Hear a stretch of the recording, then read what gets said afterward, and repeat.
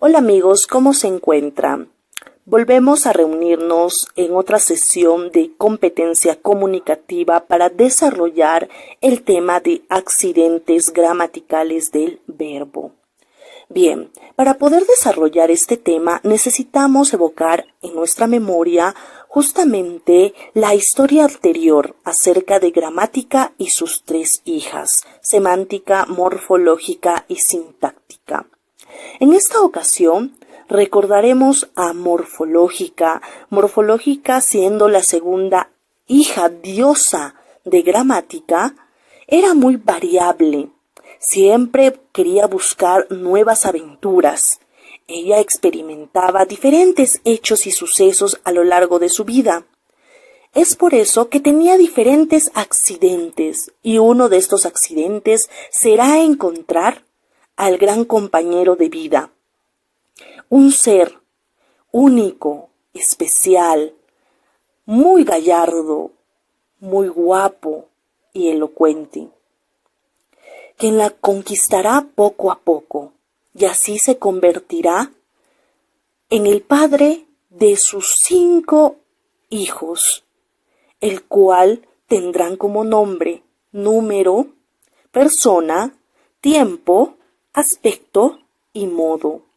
Cada uno de estos hijos de morfológica y este ser que vivía en este espacio terrenal van a tener habilidades únicas y cumplir reglas que los mantengan en el espacio terrenal al lado de sus padres. Ya que su madre era una diosa, ellos tenían algunos poderes fuera de lo común.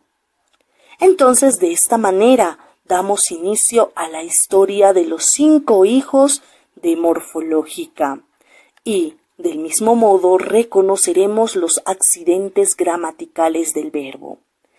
Comencemos con el hijo mayor de morfológica. Él era el número. Tenía una habilidad de poder agrupar a diferentes cantidades de personas, como también a números reducidos de estas. Simplemente él deseaba o pensaba que se le acercaran una o más personas y así sucedía. Por eso el número expresa la cantidad de personas que recibe la acción del verbo o la acción verbal. También podemos recordar que el número se presenta en singular y en plural. En singular cuando representa una sola persona y en plural cuando representa de 2 a más, como la habilidad del hijo mayor de morfológica. Por ejemplo, yo canto, tú cantas, él canta. En plural, nosotros cantamos, vosotros cantáis y ellos cantan. ¿Te das cuenta? Representa a una sola persona las 3 primeras personas gramaticales del singular y de 2 a más personas las del plural.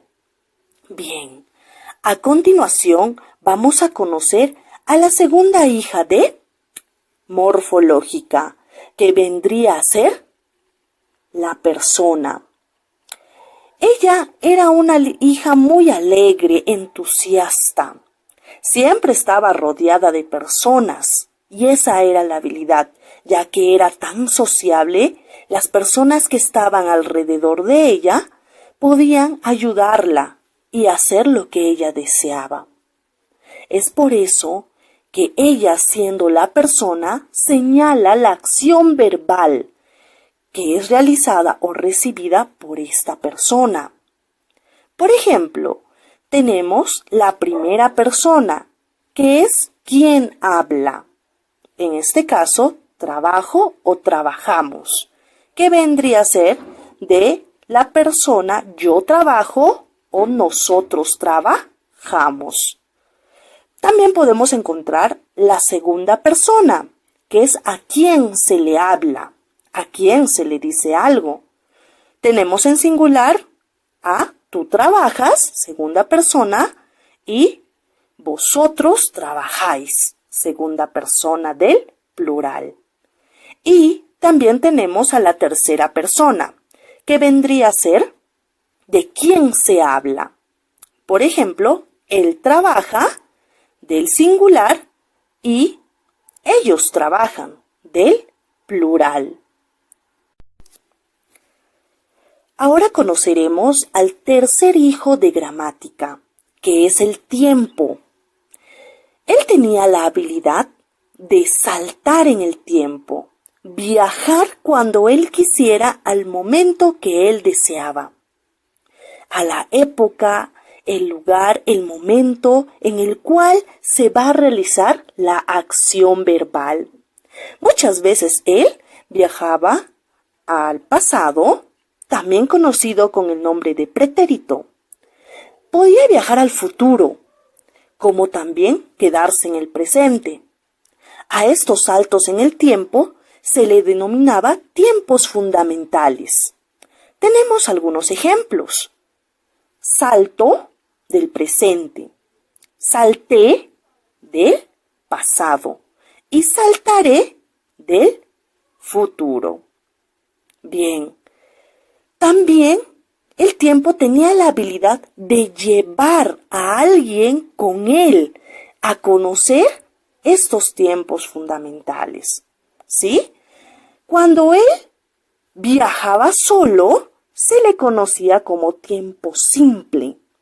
Pero cuando él llevaba a alguien, ya sea a sus hermanos o amigos, a estos saltos en el tiempo, se llamaban tiempo compuesto. Tiempo simple cuando él viajaba solo, o sea, una sola palabra expresa la significación del verbo. El verbo principal o conjugado, no importa, pero siempre un solo verbo, igual que tiempo, cuando saltaba él solo, simple. Por ejemplo, Ana preparó asado de cordero. El único verbo, por ser tiempo simple, es preparó. Otro ejemplo, la secretaria redacta documentos oficiales. Podemos ver que el verbo redacta también representa al tiempo simple. Y finalmente, Pedro come pastel de choclo. El verbo come, que también representa al verbo simple dentro de esos contextos oracionales u oraciones, en el cual solamente se encuentra un verbo. Por otro lado, cuando tiempo viajaba acompañado, se le denominaba tiempo compuesto. Cuando dos viajaban o dos palabras expresan el significado del verbo. Cuando dos palabras expresan el significado del verbo.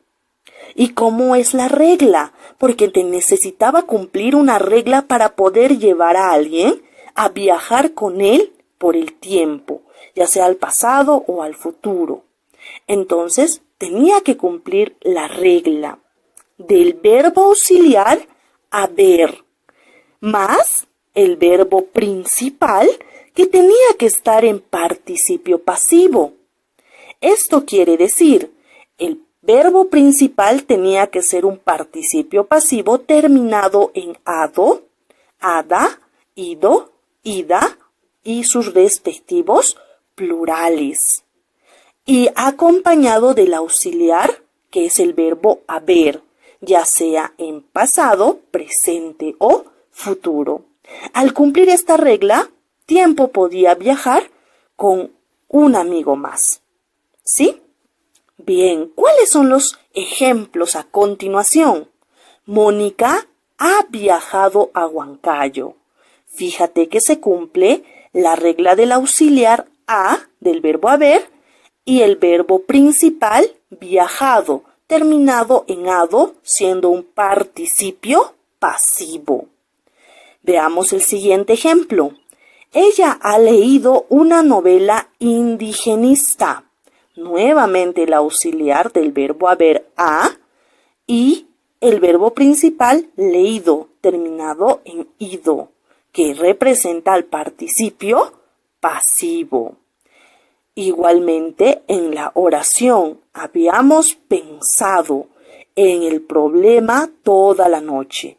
El auxiliar habíamos, ¿no? Que representa el verbo haber.